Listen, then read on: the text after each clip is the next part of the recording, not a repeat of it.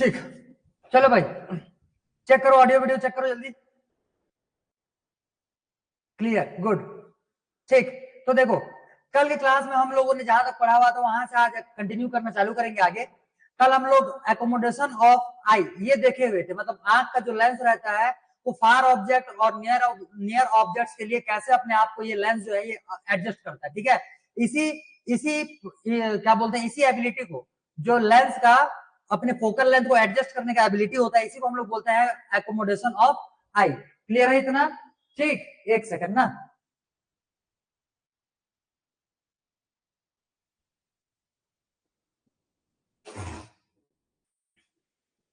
ठीक है, चलो तो ये हो जाएगा एकोमोडेशन ऑफ आई। अब यहां से हम लोग थोड़ा सा आगे बढ़ेंगे, थोड़े कुछ कुछ एक फैक्ट्स है, इसको लिखना है पहले, तो लिखना, वेट,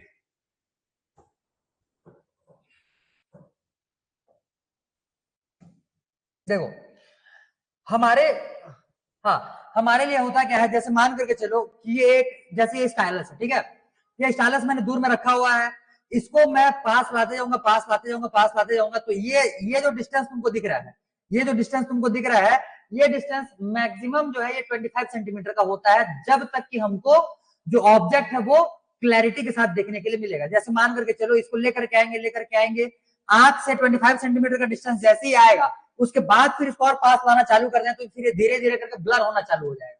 क्लियर? क्लैरिटी स्टार्टिंग में तुमको दिखेगा, बट थोड़े देर तक के लिए इसको ऐसे रख करके देखना चालू करोगे तो थोड़े थोड़े टाइम के बाद ये ब्लर होना चालू हो जाएगा।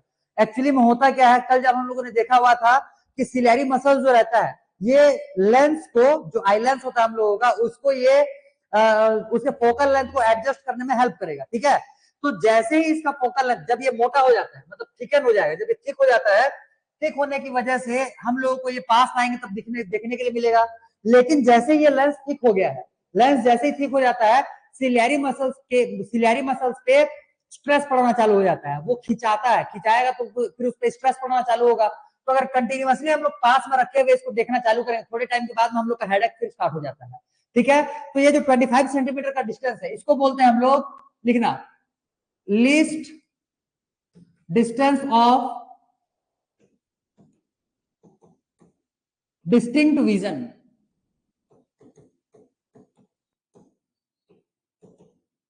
for an adult human, for an adult human is equals to, ये हो जाएगा 25 सेंटीमीटर। इसी को हम लोग बोलते हैं near point, near point, near vision point.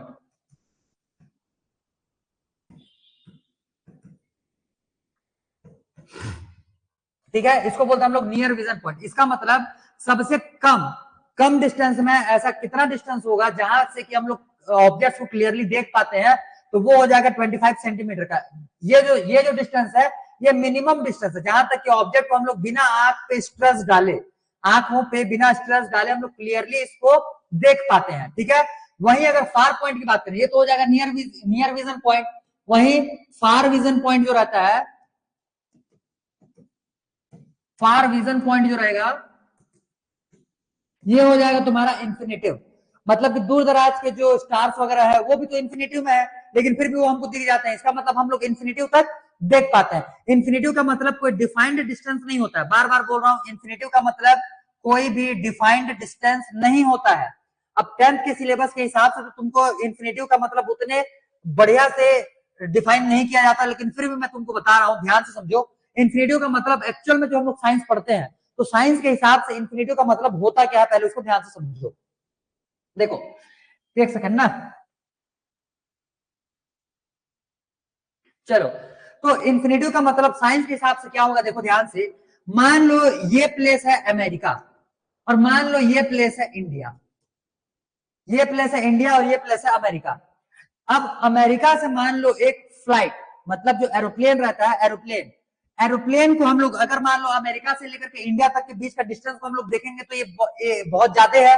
और इसके कंपैरिजन में हम लोग उस ऑब्जेक्ट को जो ट्रेवल करके जाने वाला है यहां से यहां तक, जैसे प्लेन, एरोप्लेन लेकर के चलते हैं, तो फॉर एग्जाम्पल एक एरोप्लेन ले, तो एक एरोप्लेन का जो साइज रहेगा, ये डिस्टेंस के कंपैरिजन में एक पॉइंट साइज का हो जाएगा। मतलब कि बहुत ही छोटा डिस्टेंस हो जाएगा। और इस एरोप्लेन के कंपैरिजन में ये जो डिस्टेंस दिख रहा है अमेरिका टू इंडिया, ये बहुत ही ज्यादा बड़ा बड़ा डिस्टेंस हो जाएगा। समझ में आया? तब के केस में इस एरोप्लेन के कंपैरिजन में ये जो इंडिया टू अमेरिका का डिस्टेंस है, ये एक तरीके से इंफिनिटिव मान सकते हो। समझ में आया? एक तरीके से इंफिनिटिव मान सकते हो। दूसरा एग्जांपल समझो, जैसे मान लो कि ये पूरा का पूरा ओशियन है, ये पूरा का पूरा ओशियन हो गया। अब मान लो यहाँ पे कोई सा एक शिप है, ठीक, और इसमें कोई एक आदमी बैठा हुआ है, तो ये आदमी अगर शिप से बाहर निकलता है तो इसको अपने चारों तरफ क्या देखने के लिए मिलेगा? पानी ही पानी देखने के लिए मिलेगा। मान लो यहाँ पे कोई सा एक आइलैंड भी रहेगा, तो भी ये आइलैंड इसको दिखेगा नहीं, क्योंकि अर्थ जो है वो कर्व्ड है, तो ये आइलैंड उसको दिखेगा नहीं, इसको चारों ही तरफ में पानी देखने के लिए मिलेगा। तो मान लो, तो कॉर्नर जो क्या बोलते हैं terrace, land area, land area कहां पे अगर इसके कंपेरिजन में बोला जाए तो वो इसके लिए इंफिनिटी हो जाएगा। तीसरा एग्जांपल समझो, तीसरा एग्जांपल समझो, एक छोटा सा चींटी ला करके हम लोग यहाँ पे ऐसे बिठा दिए, एक छोटा सा चींटी ला करके बिठा दिए, वो अगर चींटी अपना नजर घुमाएगा चारों तरफ, तो जिधर भी देखेगा उसको क्या दिखने वाला? पूरा का दिखने वाला। तो ये जो बोर्ड है उस चींटी के लिए क्या हो जाएगा?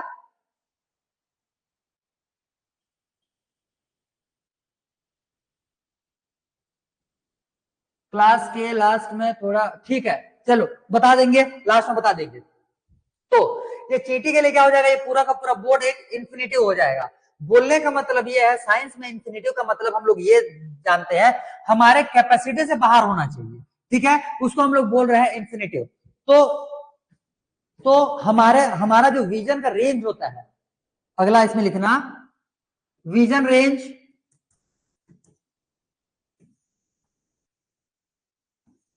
For human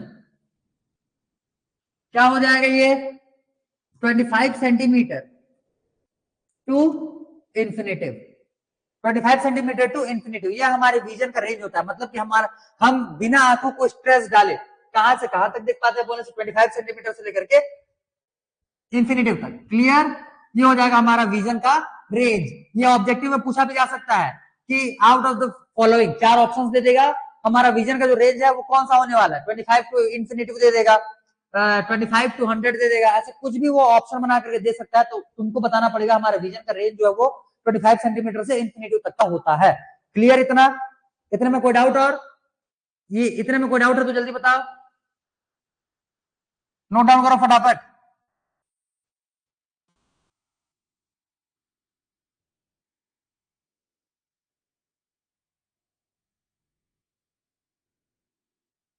done. चलो, तो इसके बाद हम लोग देखेंगे कि विजन में जो हम लोग को डिफरेंट, मतलब डिफरेंट डिफरेंट डिफिकल्टीज जो फेस करना पड़ता है। फॉर एग्जांपल अगर मेरे को ही लेकर के चलोगे, तो ये जो लेंसेज लगे हुए हैं मेरे आंख में, ये दूर का ऑब्जेक्ट ठीक तरीके से नहीं देख पाने की वजह से लगे हुए हैं। इसका मतलब मेरा जो दूर का नजर है वो कमजोर है एक तरीके से। समझ में आया? मतलब दूर का ऑब्जेक्ट जो है वो मेरे को क्लियरली विजिबल नहीं होता है, वो ब्लरी, मेरे को ब्लरी दिखते हैं, मतलब ब्लर दिखते हैं, ठीक है। तो इस वजह से मेरे को ये लेंस लगा हुआ है। तो आंखों में जो डिफरेंट डिफरेंट प्रॉब्लम्स होते हैं उनको, उनके बारे में देखेंगे, और साथ ही साथ उन प्रॉब्लम्स को ठीक कैसे किया जाता है वो भी देखेंगे, ठीक है। तो अगला हेडिंग लगाओ इसमें तुम लोग, एक सेकंड ना, थोड़ा सा ये सिग्नल, सिग्नल ठीक है? तो बार बार दिख रहा है कनेक्शन लॉस्ट, कनेक्शन लॉस्ट। ठीक है चलो, कनेक्शन लॉस रहेगा। अगर अगर तुम्हारा कनेक्शन लॉस हो जाएगा तो थोड़ी देर वेट कर लेना, वो ऑटोमेटिक फिर से तुमको स्टेबल कर देगा, ठीक है। चलो, तो अगला हेडिंग लगाओ, डिफेक्ट्स।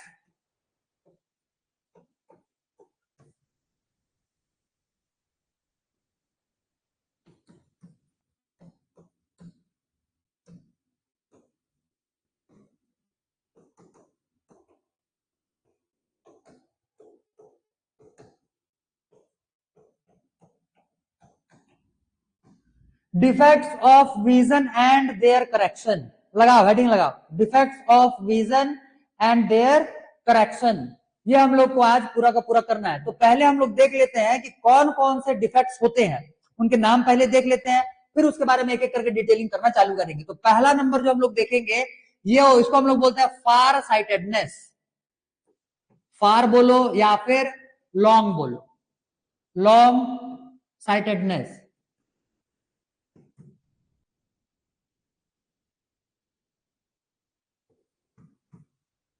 लॉन्ग साइटेडनेस हो जाएगा या फिर फार साइटेडनेस हो जाएगा। इसी को हम लोग बोलते हैं हाइपरमेट्रोपिया।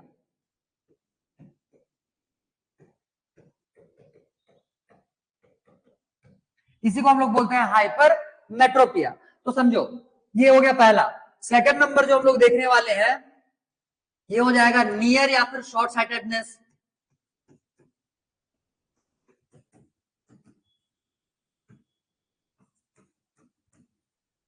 इसको बोलते हैं हम लोग मायोपिया।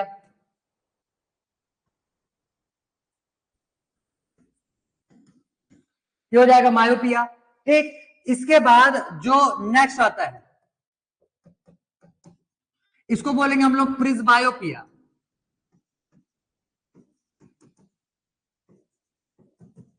प्रिस्बायोपिया। और फोर्थ नंबर जो हम लोग देखेंगे इसमें कैटरैक्ट। फोर्थ नंबर जो हम लोग इसमें से देखने वाले हैं कैटरैक्ट। ठीक है, कैटरैक्ट। अच्छा ये बी वाई होता है, सॉरी बी नहीं, बी वाई हो टी आई। ठीक है, ये चार नाम लिखो जल्दी, फटाफट फटाफट नोट डाउन करो। ये चार नोट डाउन करो, फिर एक एक का डिटेलिंग हम लोग देखना यहां से चालू करने वाले हैं।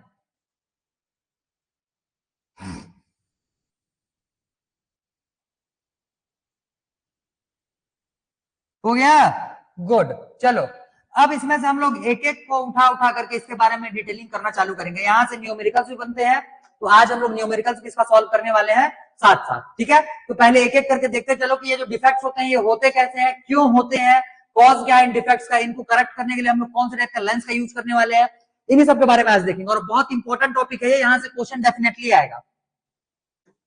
यहां से तुम्हारा क्वेश्चन जो है वो डेफिनेटली आने वाला है। सबसे पहला hypermetropia.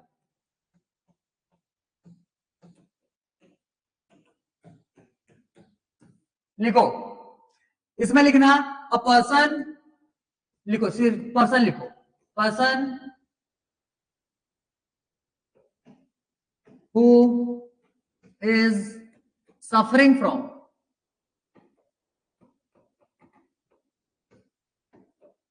From this defect,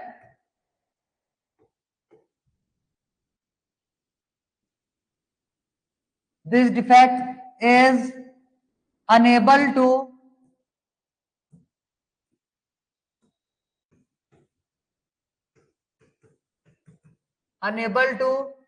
see।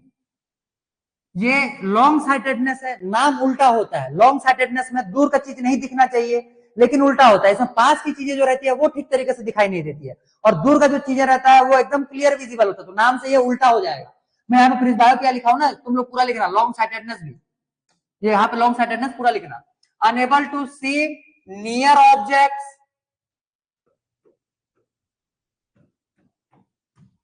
and can clearly see far object।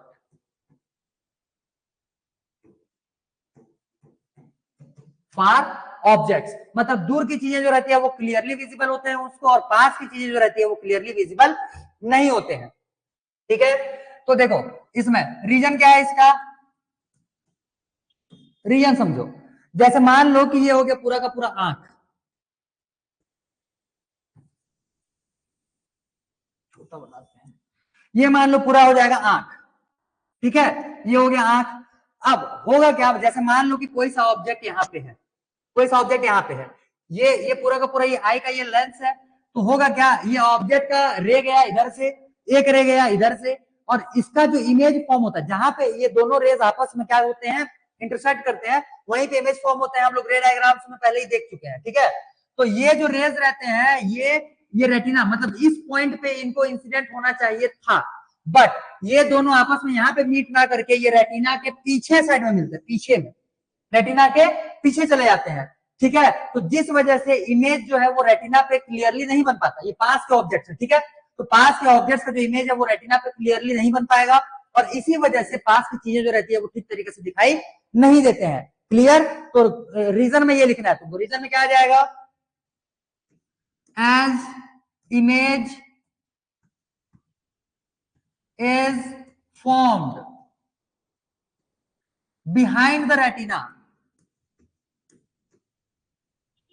ऐसे लिखो, image of near object,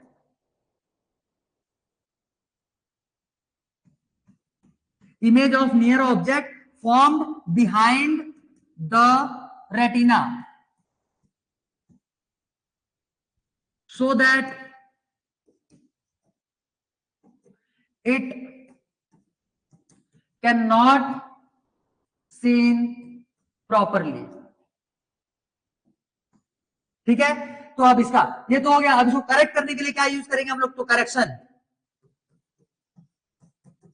correction देखो, अब ध्यान से समझो, यहीं पे कॉन्सेप्ट है, यही कॉन्सेप्ट अगर दिमाग से उतर जाएगा तो फिर ये पूरा का पूरा तुमको याद करना पड़ेगा, मैं पहले ही बता रहा हूं। तो ध्यान से समझो, हम लोगों के आंख में, हम लोगों के आंख से होते हुए ये रे तो पास हो गया।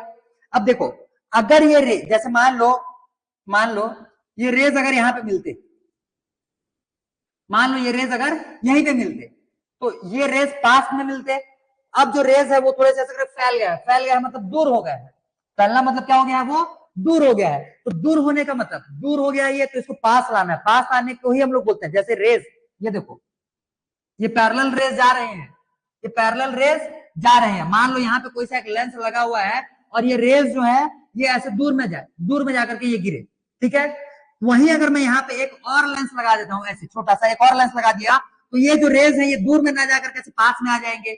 रीजन क्या है समझो, ये जो लेंस यहाँ पे यूज किया गया ये कॉन्वेक्स लेंस है, और कॉन्वेक्स लेंस को हम लोग कन्वर्जेंट लेंस बोलते हैं। कन्वर्जेंट लेंस, कन्वर्जेंस इसका प्रॉपर्टी होता है। तो कन्वर्जेंस प्रॉपर्टी के हिसाब से ये लेंस जो दूर जा रहा हुआ रेज रहेगा उसको कन्वर्ज करके पास ले आता है। समझ में आया, ये जो लेंस रहेगा ये दूर जाने वाले रेज को कन्वर्ज करके पास ले आएगा। तो इसका देखो करेक्शन कैसे होता है, ध्यान से समझो।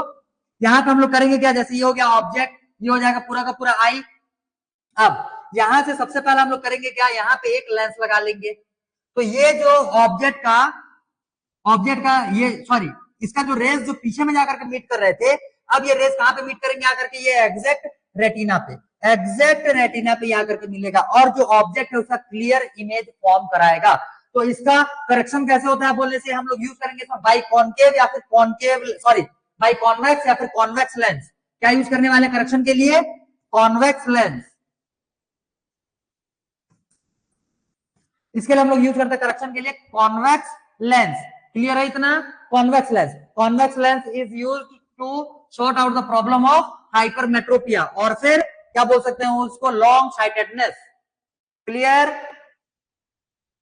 कॉन्सेप्ट समझ में आया, बताओ जल्दी बताओ, कॉन्सेप्ट समझ में आया कि नहीं आया।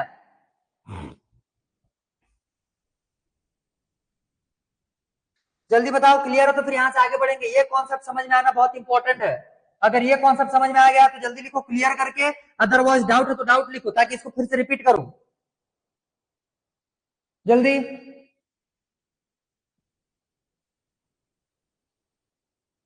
क्लियर, क्लियर, गुड, बहुत बढ़िया। चलो, मतलब कि सभी का क्लियर हो चुका है ये, ठीक है, बढ़िया।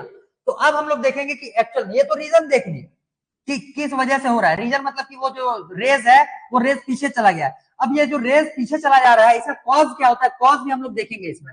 तो कॉज लिखो, कॉज, स्पेस कम हो जा रहा है, कॉज लिखो, कॉज।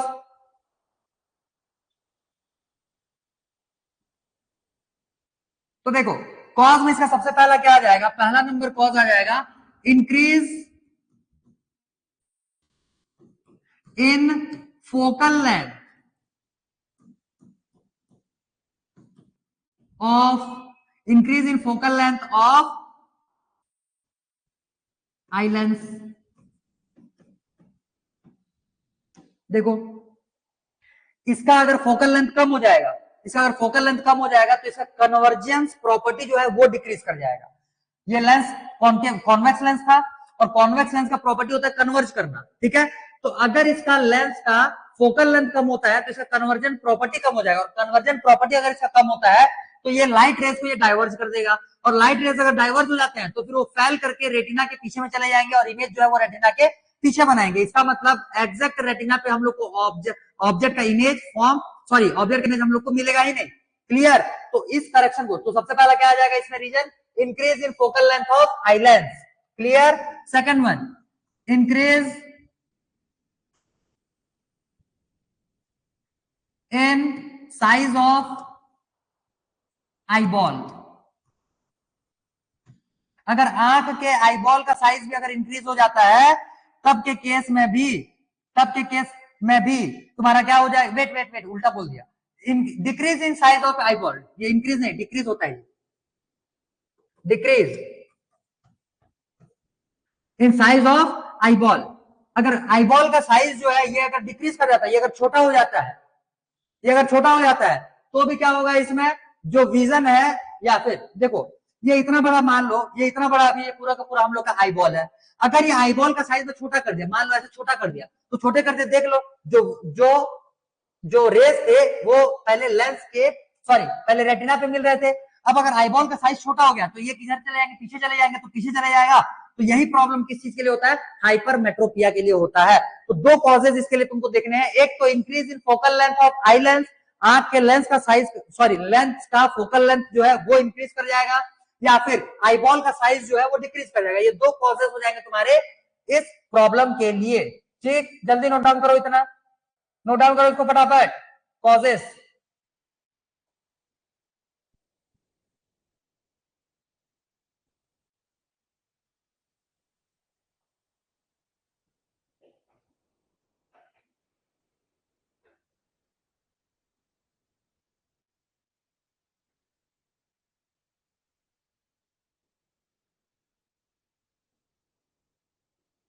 डन, गुड, चलो तो ये हो जाएंगे तुम्हारे पूरे के पूरे, इसको इसके प्रॉब्लम्स क्या क्या है, कॉजेस क्या क्या है, रीजन क्या है, फिर करेक्शन कैसे किया जाएगा, तो ये सारे के सारे इसके डिटेलिंग हो गए। अब देखो इसमें आगे, अब देखो इसमें आगे, अब हम लोगों को करना क्या रहता है, ऐसे ही करेक्शंस को दूर करने के लिए हम लोग लेंसेज यूज करते हैं।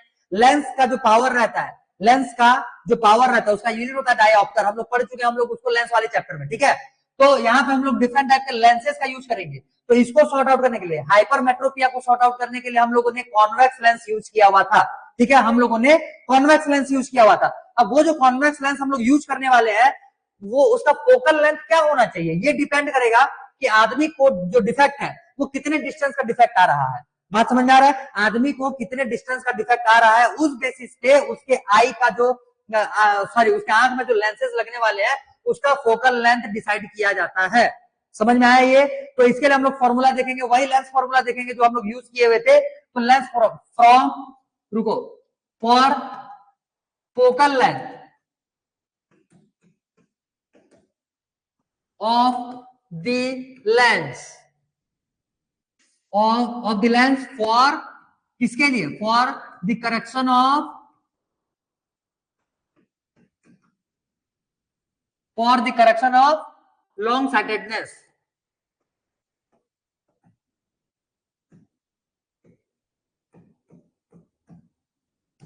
For the correction of long sightedness. तो इसके लिए फोकल लेंथ हम लोग कैसे निकालते हैं, देखो ध्यान से, 1/f is equals to 1/- of u plus 1/v होता है, ये लेंस फॉर्मूले के हिसाब से, लेंस फॉर्मूले के हिसाब से यही वैल्यूज आते हैं।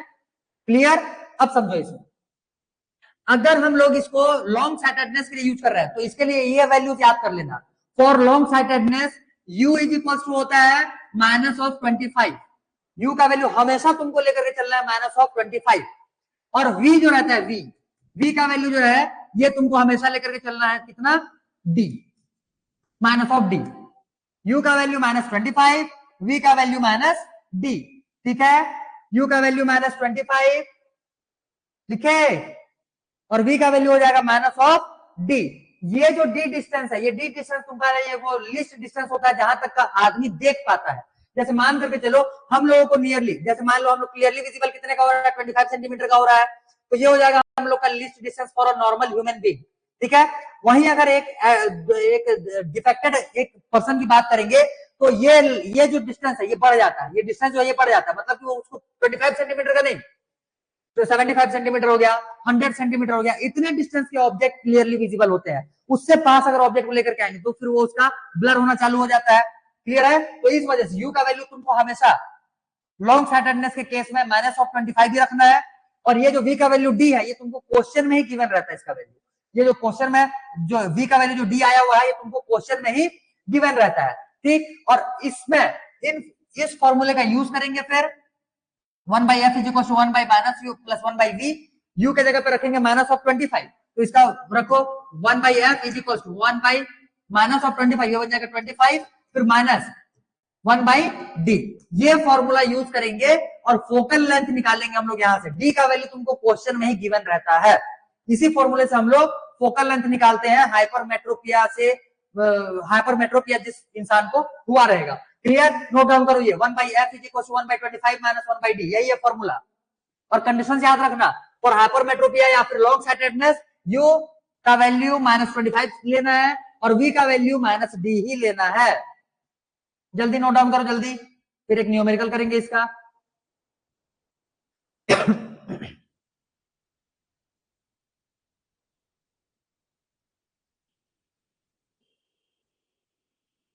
डन, गुड, बहुत बढ़िया। चलो तो अब देखो इसका न्यूमेरिकल क्वेश्चन पूछा कैसे जाता है।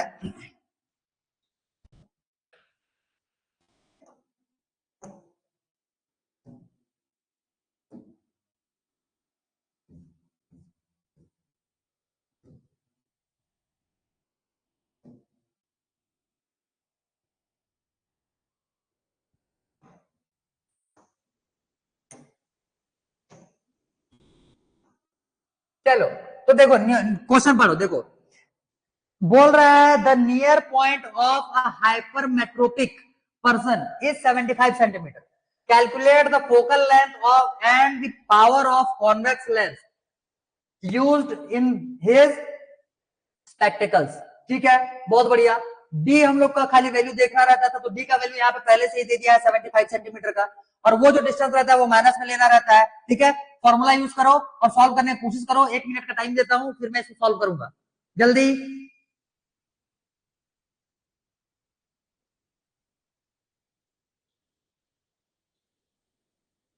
जल्दी करो, जल्दी।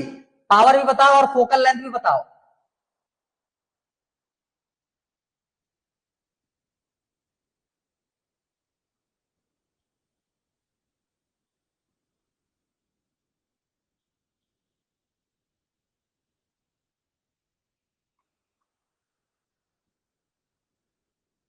अरे ढंग से कैलकुलेट करो, आधे लोग तो वैसे भी आंसर गलत ला दिए हो। ढंग से कैलकुलेट करो, प्लस माइनस का साइन एकदम ध्यान से रखो। चलो मैं ही सॉल्व करता हूं, देखो ध्यान से।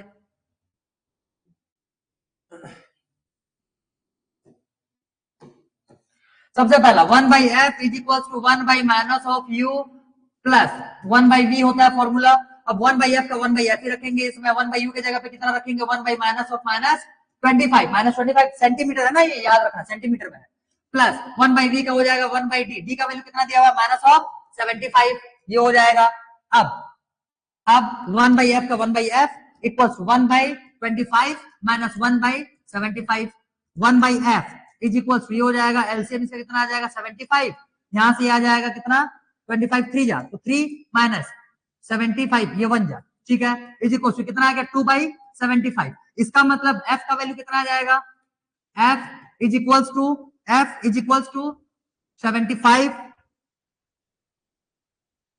75 डिवाइड बाई 2, मतलब ये हो जाएगा 37.5 सेंटीमीटर फोकल लेंथ, 37.5 सेंटीमीटर। अब अगर हम लोग को इसमें से निकालना है पावर, तो पावर इज इक्वल टू क्या होता है 1/f, जब मीटर में हो। 1/f तब लगाएंगे जब मीटर में हो, लेकिन यहाँ पे कौन सा केस है, सेंटीमीटर का, तो क्या हो जाएगा 100/f if f is equals to in centimetre. तब के केस में क्या हो जाएगा 100 डिवाइड बाई f का वैल्यू 37.5, इसको सॉल्व करोगे तो 2.67 समथिंग कुछ आएगा डाइऑक्टेट पॉजिटिव में। ठीक है, नोट इट डाउन फास्ट।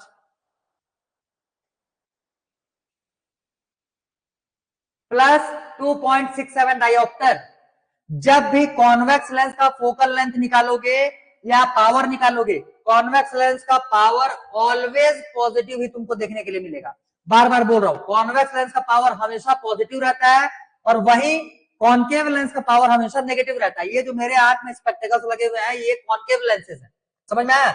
इनमें से पावर जो है इनका दोनों का डिफरेंट नेगेटिव है, समझ में आया। एक का पावर है -2.25 और एक है -2.50 समथिंग कुछ कुछ है, बट दोनों का ही पावर जो है वो नेगेटिव है। क्लियर, तो ये आएगा तुम्हारा इसका वैल्यू। कोई डाउट इसमें?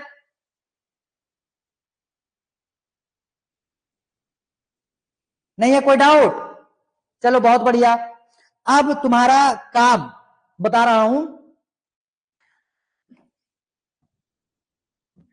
जैसे जैसे हम लोगों ने लॉन्ग साइटेडनेस पूरा का पूरा पॉइंट बाय पॉइंट लिखा हुआ है, मैं तुमको 3 मिनट का टाइम देता हूं, उसी को ऑब्जर्व करते हुए सेम पॉइंट्स बनाओ शॉर्ट साइटेडनेस के लिए। मैं इसको शॉर्ट साइटेडनेस और तुमको मैं नहीं बता रहा, सेम सेम पॉइंट्स बनाते चलो। फिर भी मैं एक बार ये तुमको लॉन्ग साइटेडनेस दिखा दे रहा हूं और इसके हिसाब से मैं शॉर्ट साइटेडनेस में खाली ओरली बता रहा हूं, ओरली बता रहा हूं, तुम इसको ध्यान से समझते चलो। देखो सबसे पहला ये हो जाएगा मायोपिया।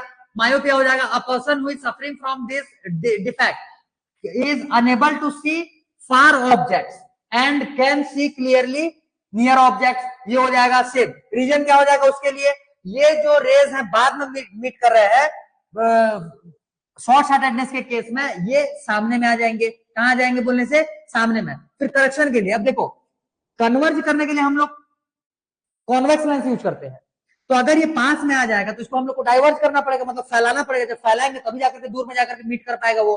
तो इस वजह से इसमें कौन सा लेंस यूज करेंगे, कॉन्केव लेंस यूज करेंगे। कॉन्वेक्स लेंस यूज हुआ है किसमें, हाइपरमेट्रोपिया में। तो मायोपिया में कौन सा लेंस यूज हो जाएगा, कॉन्केव लेंस। कॉजेस, कॉजेस में क्या क्या हो जाएगा, इंक्रीज इन फोकल लेंथ था इसका प्रॉब्लम, तो उसमें क्या हो जाएगा, decrease in focal length of eye lens.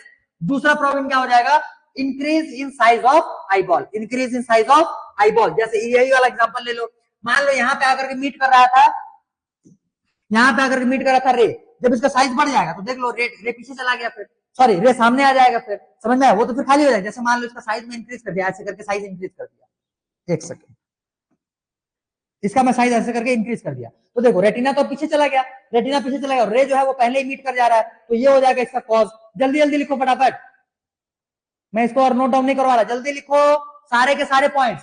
High myopia लिखो, डिफाइन करो उसको। फिर रीजन, रीजन क्या है उसका लिखो कि जो रेज रहते हैं वो लेंस के फ्रंट में मीट करते हैं, रेज मीट या intersect at the front of the retina. Clear, reason हो जाएगा। फिर करेक्शन के लिए कौन सा लेंस यूज करेंगे बोलने से, कॉन्केव लेंस यूज करेंगे। कॉजेस क्या क्या बोलने से, दोनों पॉइंट्स इसके लिए लिखो, जल्दी फटाफट करो, फिर न्यूमेरिकल करवाता हूं। 9 हो रहा है, 9 11 9 हो रहा है, 9 11 मतलब 9 11 तक का टाइम है, 2 मिनट का, फटाफट नोट डाउन करो, जल्दी नोट डाउन करो। शॉर्ट साइटेडनेस या फिर मायोपिया के लिए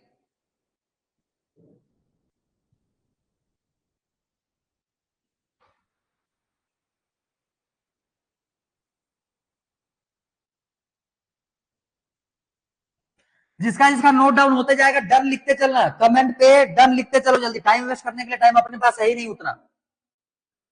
जिसका होते जाएगा डन लिखते चलो कमेंट पे, गुड, डन डन, करो करो, बाकी लोग भी जल्दी करो, कुछ लोगों का हो भी चुका है, जल्दी नोट डाउन करो।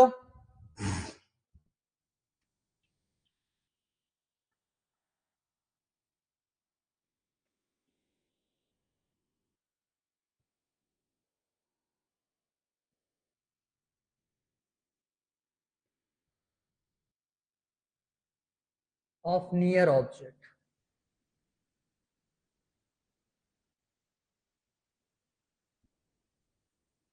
इमेज ऑफ नियर ऑब्जेक्ट, ये एरो लगाया हुआ है ना ऊपर के लिए, as image of near object is formed, तो इसमें क्या हो जाएगा, as image of far object is formed in front of the mirror, sorry in front of the retina.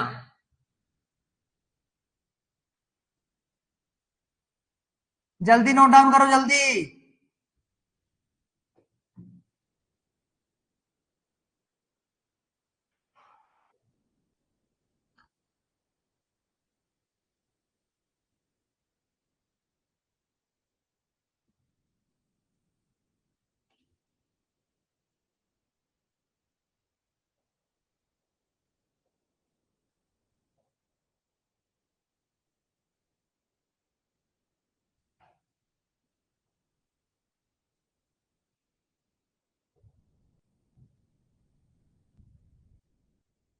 चलो हो गया। अब जितने लोग नोट डाउन नहीं कर पाए हुए हो वो लोग वीडियो को वापस से रिवाइंड कर लेना क्लास खत्म होने के बाद, और फिर से इसी पैटर्न पे, इसी को देख देख करके, इसी को ऑब्जर्व करते हुए शॉर्ट साइटेडनेस के सारे पॉइंट्स कवर अप करोगे। ठीक है, ये तुम्हारा होमवर्क है। चलो अब यहां से हम लोग आगे बढ़ते हैं और शॉर्ट साइटेडनेस के लिए हम लोग थोड़ा सा इसके लिए ये जैसे अगला वाला पेज में लिखे हुए हैं, देखो for focal length of the lens for the correction of long sightedness के लिए ये फॉर्मूला था। अब शॉर्ट साइटेडनेस के लिए फॉर्मूले में देखो क्या कंडीशन लगता है,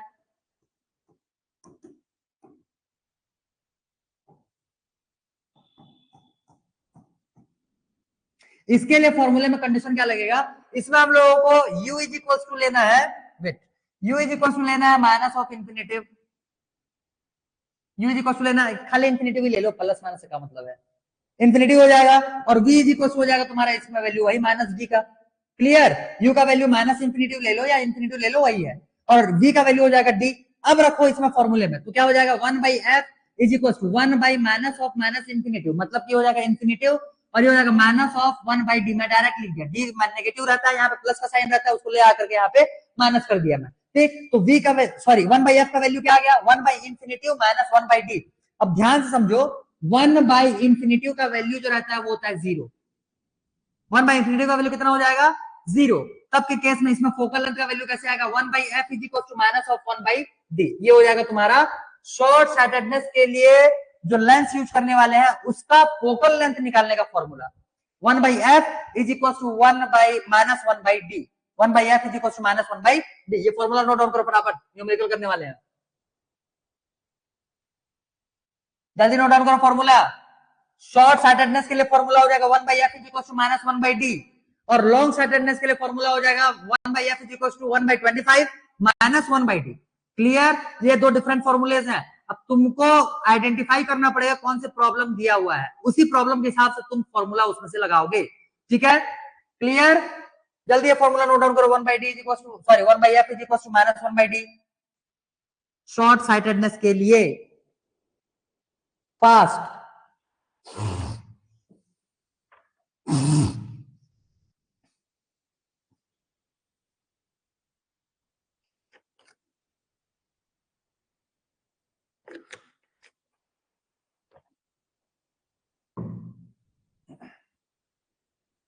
हो गया, गुड, वेरी गुड, चलो देखो अब न्यूमेरिकल्स देखें थोड़ा इसका,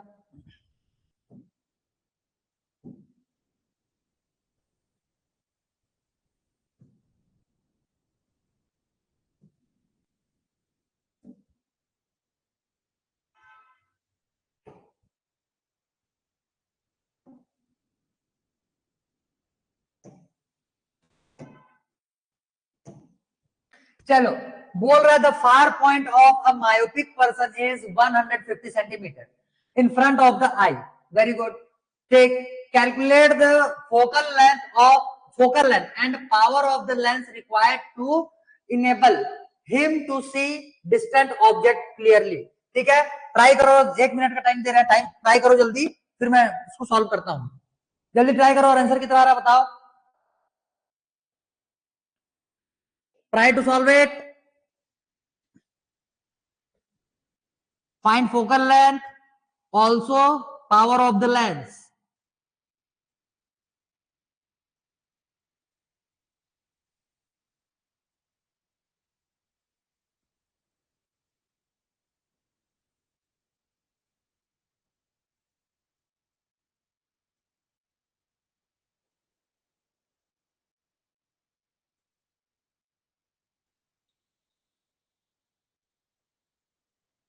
चलो मैं सॉल्व करता हूं, अब देखो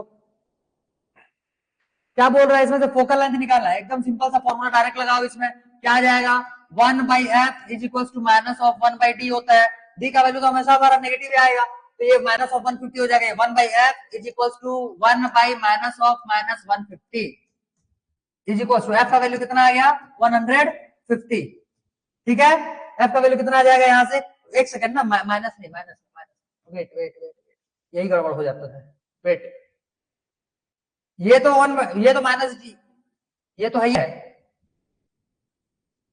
ये खाली -150 आएगा, तो f इज इक्वल टू कितना हो जाएगा इसमें से माइनस ऑफ 150 फोकल लेंथ -150, तो वो जनरली पॉजिटिव लिया जाता है, पॉजिटिव लिखते हैं उसको, लेकिन लिख लो यहाँ पे -150, नेगेटिव लिखने का मतलब ये है क्योंकि जब हम लोग इसमें से पावर निकालेंगे तो पावर में हम लोग को पता है कि नेगेटिव पावर उसी लेंस का आता है, कौन से लेंस का आता है बोले तो कॉनकेव लेंस का आता है, और यहाँ पे हम लोग कॉन्केव लेंस यूज कर रहे हैं, तो ये नेगेटिव आना जरूरी है यहाँ पे, इसी वजह से ये माइनस लिखना जरूरी है। तो ये क्या हो जाएगा माइनस। हाँ, अब फोकल लेंथ आ गया, निकालो तो इसका पावर कितना आ रहा है, इसका पावर कितना आ रहा है निकालो।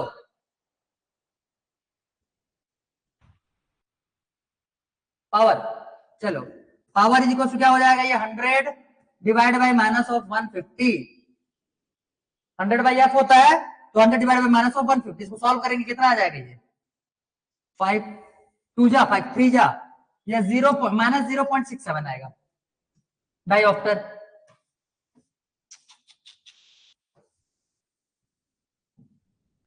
Is equal to minus of 0.67 dioptre value.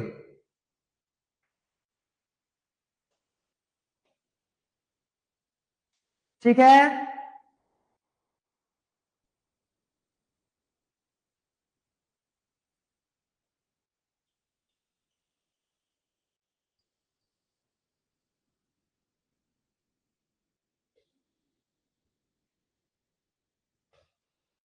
Done, good. चलो, तो ये इस टाइप के क्वेश्चंस तुमको यहां से पूछे जाते हैं। ठीक है, अब ये तो हो गया तुम्हारे यहाँ के न्यूमेरिकल क्वेश्चन। अब जो बचे हुए जो डिफेक्ट्स है, पहले बचे हुए 2 डिफेक्ट्स को भी हम लोग एक बार कंप्लीट कर लेते हैं, फिर देखते हैं अगर टाइम बचेगा तो फिर बचे कुछ न्यूमेरिकल्स को कवर करेंगे। ठीक है, और नहीं आज आज अगर टाइम नहीं हो पाएगा तो उसको कल कवर करेंगे। ठीक, चलो, तो कल में भी ये चैप्टर जो है ये कल हम लोग कंप्लीट कर ले, यही है क्वेश्चन, इसको देखेंगे बाद में। पहले बाकी जो डिफेक्ट्स बचे हुए हैं उसको पहले खत्म करें।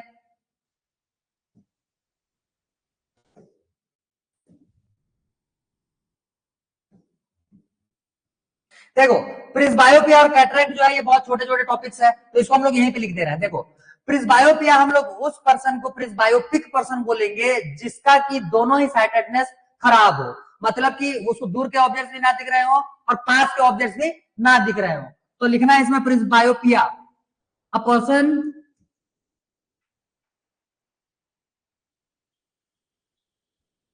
a person who is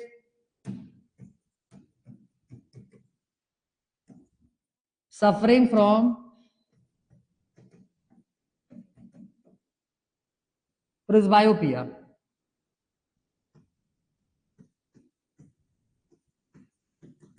Presbyopia is unable to see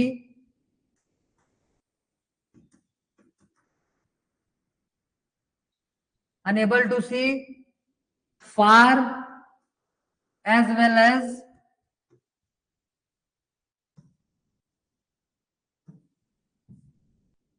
near objects clearly. ठीक, तो इसमें हम लोग क्या करते हैं, इसमें हम लोग जो बाइफोकल लेंथ के लेंस होते हैं, पहले इसको लिखो फिर इसका लिखाते हैं। इसमें 2 टाइप के हम लोग लेंसेज यूज करते हैं, लिखो इसको जल्दी लिखो।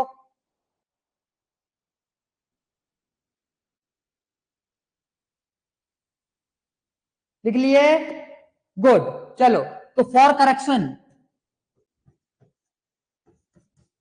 Correction we use bifocal length, bifocal lens,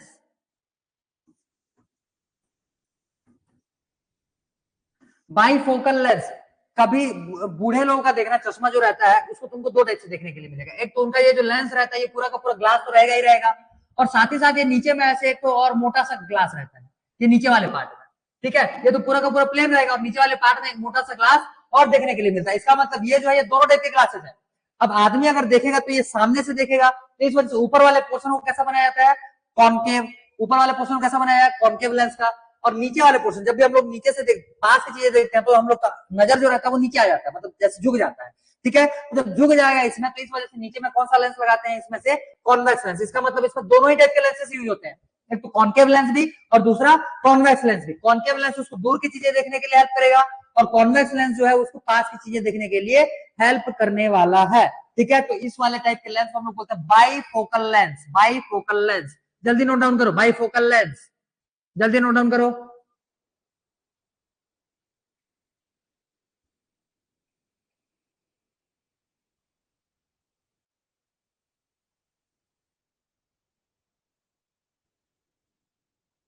हो गया,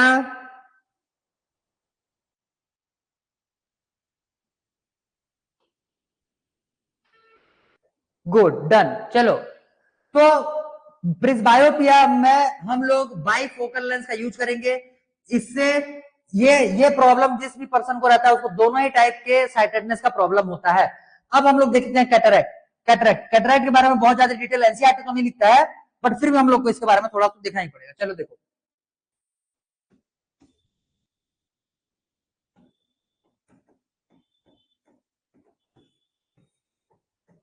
देखो कैटरैक्ट जो रहता है ये हमारे मेनली लेंस से रिलेटेड प्रॉब्लम है। हमारे आंख में जो लेंस रहता है उससे रिलेटेड प्रॉब्लम है। हमारा जो लेंस होता है वो एक बायोलॉजिकल लेंस होता है, ठीक है, एक बायोलॉजिकल लेंस होता है। तो समझो, एक बायोलॉजिकल ऑर्गेनिक ओपेक मेम्ब्रेन, एक ऑर्गेनिक ओपेक मेम्ब्रेन जो हमारे बॉडी से ही प्रोड्यूस होता है, वो होता क्या है, एज बढ़ने के साथ साथ अगर अगर अगर ये मेम्ब्रेन किसी के बॉडी में फॉर्म हुआ है तो वो लेंस में जाकर के डिपॉजिट होना चालू हो जाता है। जैसे समझो, ये हो गया लेंस, ये हो गया लेंस। अब इस लेंस के ऊपर में एक एक पूरा का पूरा एक मेम्ब्रेन ऐसे कवर हो जाएगा, व्हाइट कलर का मेम्ब्रेन होता है, पूरा का पूरा ऐसे कवर हो जाएगा। और ये जो मेम्ब्रेन रहता है ये ओपेक मेम्ब्रेन होता है। हम लोग देखते हैं किसमें से है, जब लाइट प्रॉपर्ली हमारे आंख में एंटर करता है और और और लाइट का एंट्री कहां से होता है बोलना चाहिए, लेंस से ही होता है। और लेंस का ही बाहर वाला जो पार्ट है, जो फ्रंट पार्ट है, वो पूरा का पूरा कवर हो गया है ओपेक मेम्ब्रेन से, ओपेक मेम्ब्रेन से। तो ओपेक ऑब्जेक्ट जो रहता है वो लाइट को प्रॉपर्ली पास होने नहीं देता है, ओपेक ऑब्जेक्ट लाइट को प्रॉपर्ली पास होने नहीं देता है। तो इस वजह से पूरा का पूरा इंसान का जो विजन रहता है वो खत्म हो जाता है, दिखता ही नहीं है। फिर समझ में आया? तो इस वाले प्रॉब्लम को हम लोग बोलते हैं कैटरैक्ट। हिंदी में इसको मोतियाबिंद बोला जाता है। तो कभी कभी मोतियाबिंद का ऑपरेशन करवाने के लिए भी लोग जाते हैं। उसमें करते क्या है बोलने से, ये जो हम लोग का आंख का लेंस रहता है, लेंस के ऊपर में तो ये पूरा का पूरा मेम्ब्रेन चिपक गया है। अब इस लेंस को बाहर निकाल दिया जाएगा और इसके बदले में एक आर्टिफिशियल लेंस वापस से आंख में लगा दिया जाता है, ठीक है। तो कैटरैक्ट के लिए हम लोग लिखेंगे यहाँ पे, in this problem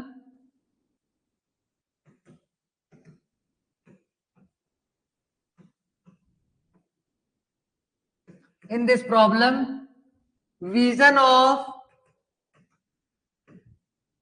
a person is affected due to deposition of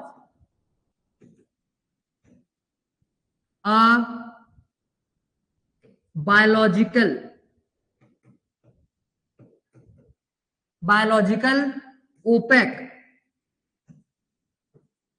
opaque membrane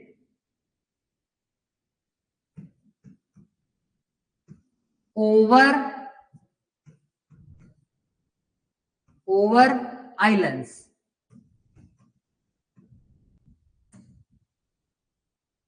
Over eye lens. In this problem, vision of a person is affected due to deposition of biological opaque membrane over eye lens.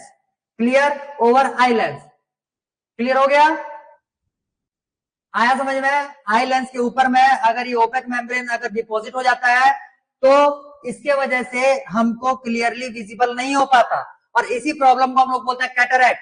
Cataract problem को sort out करने के लिए bye surgery करके जो आंख का lens होता है उसको बाहर निकाल लिया जाता है और उसके जगह पे कोई एक आर्टिफिशियल लेंस वहां पे डॉक्टर्स लगा देते हैं। तो समझ में आया? इसका प्रॉब्लम का करेक्शन कैसे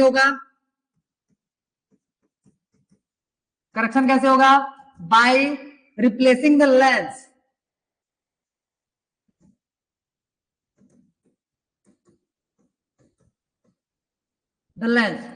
बाय सर्जरी। ठीक है, surgery through surgery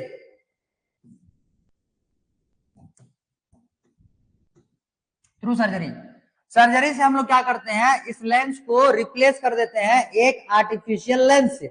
artificial lens से जब इसको रिप्लेस कर दिया जाएगा तो फिर अब आर्टिफिशियल लेंस तो हम लोग बनाया हुआ लेंस रहता है, वो लेंस जब हम लोग फिट कर देते हैं तो उसके ऊपर में कोई सा भी और डिपोजिशन नहीं होता है। इसीलिए जो कैटरैक्ट होता है वो एक ही बार होता है, जो डिपोजिशन होता है वो बायोलॉजिकल लेंस के ऊपर में ही होता है। जब आर्टिफिशियल लेंस लगा दिया जाएगा फिर और कैटरैक्ट नहीं हो पाता।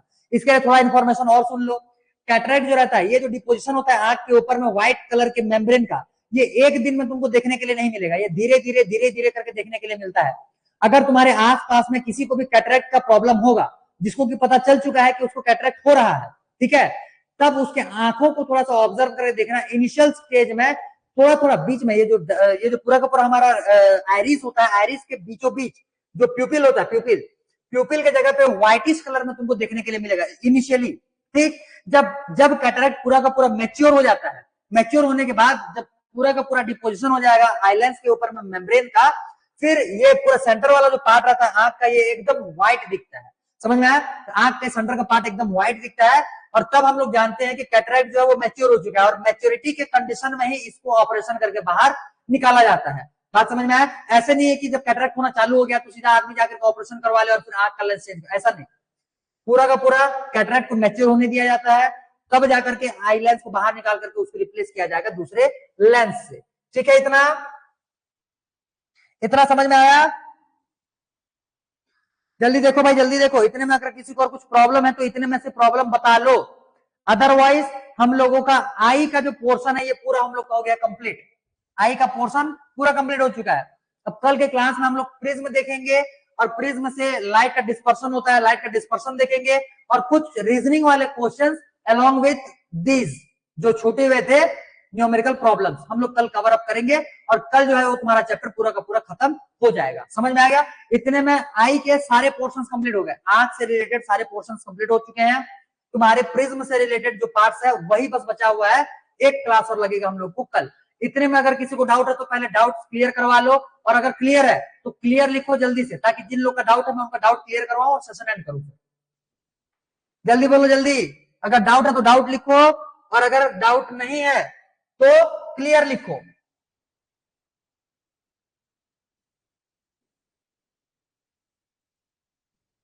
Clear, clear, good, very good, चलो बहुत बढ़िया, बहुत बढ़िया, वेरी गुड। चलो सभी का क्लियर है, मतलब बहुत ही इजी कॉन्सेप्ट है।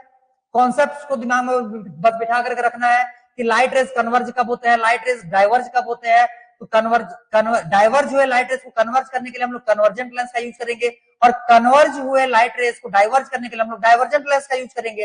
डाइवर्जेंट लेंस बोलने का मतलब हो जाएगा कॉन्केव लेंस, और कन्वर्जेंट लेंस बोलने का मतलब हो जाएगा कॉन्वेक्स लेंस। ठीक है, इतना चीजों को दिमाग में पूरा एकदम अच्छे से बिठा लो। आई का लेबलिंग, आई का जो लेबलिंग देखे हुए थे, डायग्राम का जो लेबलिंग देखे हुए थे उसको एक आध बार प्रैक्टिस कर लेना। ठीक, और फिर हम लोग उसको, फिर वो तुम्हारा पूरा अच्छे से क्लियर हो जाएगा। चलो ये ओम का क्लियर, कुछ डाउट्स था, इसको पहले मैं क्लियर कर देता हूं इसका, कि इसका कुछ कल एग्जाम है। चलो देखो, हाँ, तो इसका डाउट आ रहा है कार्बन एंड इट्स कंपाउंड्स में, कार्बन एंड इट्स कंपाउंड्स में, और है हेरिडिटी, और है इलेक्ट्रिसिटी। ठीक है, तो देखो एक बार ओवरव्यू में करवा दे रहा हूं जल्दी जल्दी से। कार्बन एंड इट्स कंपाउंड्स जो है ये पूरा का पूरा चैप्टर है कार्बन के अराउंड। कार्बन जो रहता है ये हो जाएगा कार्बन, मेनली इसका जो इंपॉर्टेंस रहता है, कार्बन इकलौता ऐसा एलिमेंट है जो कि क्या बोलते हैं उसको, अपने अपने टाइप के ही एलिमेंट्स को अपने में इंफिनिटिव टाइम्स तक जोड़ने का एबिलिटी रखता है। मतलब कार्बन के साथ में हम लोग, जैसे इसका वैलेंसी हो जाता है 4, तो कार्बन के साथ में हम लोग कार्बन का पूरा इंफिनिटिव लॉन्ग चेन बना सकते हैं। ऐसा दूसरे किसी भी एलिमेंट के पास प्रॉपर्टी नहीं होता। समझ में आया? ऐसा दूसरे किसी भी एलिमेंट के पास प्रॉपर्टी नहीं होता है। कार्बन का हम लोग इंफिनिटिव चेन बना सकते हैं इसमें, और इंफिनिटिव चेन बनाने की वजह से ही कार्बन जो रहता है ये बहुत सारे टाइप्स के कंपाउंड्स बनाता है। अब इसके लिए तुमको आईयूपीएससी नेमिंग स्कूल वाले तो करवा ही रहेंगे, तो नेमिंग करना आना चाहिए कार्बन एंड इट्स कंपाउंड से। और साथ साथ कार्बन एंड इट्स कंपाउंड के लास्ट में तुमको कुछ कुछ कंपाउंड्स के मैन्युफैक्चरिंग दिए हुए, जैसे अल्कोहल बनाने का दिया हुआ है, एसिटिक एसिड दिया हुआ है, ठीक, और एक एस्टरिफिकेशन का प्रोसेस दिया हुआ है। तो ये सारे इंपॉर्टेंट पॉइंट्स है कार्बन एंड इट्स कंपाउंड से। तो इन सारे पॉइंट्स को एक बार अच्छे से कर लेना। कार्बन एंड इट्स कंपाउंड से मेनली करने के लिए क्या बोलने से, प्रिपरेशन ऑफ कंपाउंड जो लास्ट में दिया हुआ चैप्टर का, और साथ साथ नेमिंग, नेमिंग कंपाउंड्स का नेमिंग करना आना चाहिए। इतने को प्रैक्टिस कर लेना, तो ये वाला चैप्टर तुम्हारा तेरा हो जाएगा एकदम अच्छे से क्लियर। अच्छा, अगला दिया हुआ है हेरिडिटी। हेरिडिटी तो मुश्किल से 1.5 या 2 पेज का पूरा चैप्टर है, क्योंकि एवोल्यूशन तो पूरा का पूरा हटा दिया गया है। हेरिडिटी में तुमको बस उसमें से टर्म्स देखना है। टर्म्स बोलने का मतलब जैसे क्या क्या होता है उसमें से, एलिल्स किसको बोला जाएगा,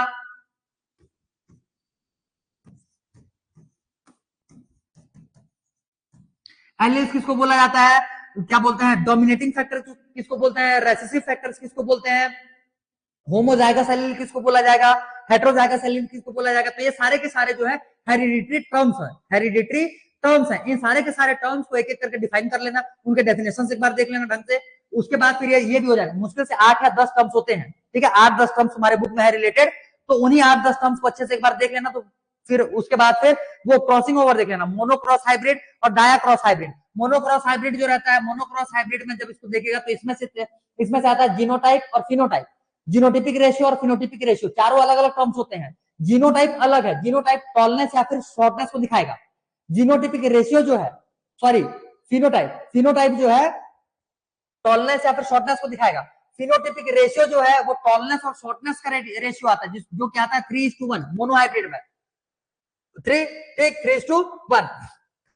वही इन कैरेक्टर्स को डिफाइन करने के लिए जो जीन्स का हम लोग पेयर बनाते हैं, एलील्स का जो पेयर बनाते हैं, उसको हम लोग बोलते हैं जीनोटाइप, उसको बोला जाएगा जीनोटाइप। जैसे टॉल को रिप्रेजेंट करने के लिए हम लोग यूज करते हैं कैपिटल टी और कैपिटल टी स्मॉल टी, दोनों ही टॉलनेस के लिए यूज होते हैं। टॉल के लिए दो जीनोटाइप्स है, कौन कौन से हैं, कैपिटल टी स्मॉल टी। वहीं अगर शॉर्ट के लिए देखेंगे या फिर डॉर्फ के लिए देखेंगे, तब के केस में हम लोग एक जीनोटाइप यूज करते हैं स्मॉल टी। क्लियर, इतना समझ में आया ये। तो इस हिसाब से इन सारे पॉइंट्स को एक बार देख लेना हेरिडिटी से। उसके बाद है इलेक्ट्रिसिटी चैप्टर से इसका शॉर्टकट नहीं है, इलेक्ट्रिसिटी चैप्टर का कोई शॉर्टकट नहीं है, इसमें पॉइंट बाय पॉइंट एक एक को पूरा का पूरा पढ़ना पड़ेगा और साथ ही साथ उसके न्यूमेरिकल्स भी अच्छे से करने पड़ेंगे। खास करके इलेक्ट्रिसिटी में पावर और वर्क, जो पावर दिया हुआ है लास्ट में डोमेस्टिक पर्पज के लिए जो हम लोग यूज करते हैं, वहां से क्वेश्चन एक डेफिनेटली पूछा जाता है। तो इलेक्ट्रिसिटी के सारे फॉर्मूले विथ ऑल न्यूमेरिकल्स प्रैक्टिस करने हैं, ठीक है।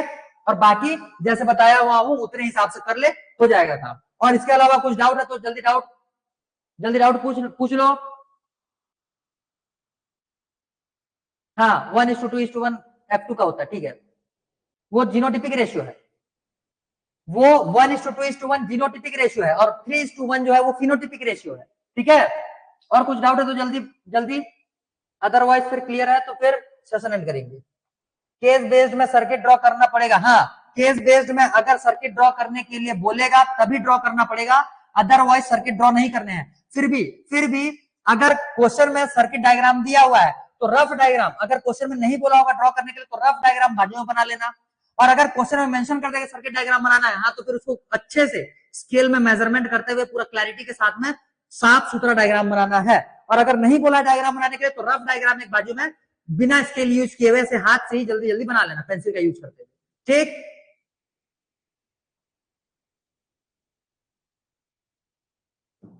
और कुछ डाउट या फिर ऑल क्लियर, जल्दी।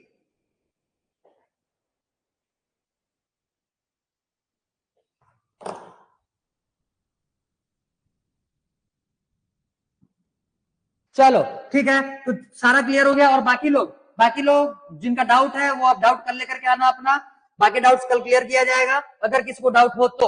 और जितना हम लोग अभी पढ़े हुए हैं सबको अच्छे से रिवाइज करो। आंख का पूरा चैप्टर हो गया कंप्लीट, आई कंप्लीट हो चुका है। अब आई का ही हम लोग सेकंड पार्ट देखेंगे, प्रिज्म, ठीक है। बहुत ही छोटा पार्ट है, कल मुश्किल से ये 40-45 मिनट 1 घंटे में खत्म हो जाने वाला है। उसके बाद हम लोग न्यूमेरिकल्स प्रैक्टिस करेंगे जितना हो पाएगा, और फिर ये चैप्टर हो जाएगा तुम्हारा पूरा का पूरा कंप्लीट, ठीक है। चलो सेशन एंड किया जाता है।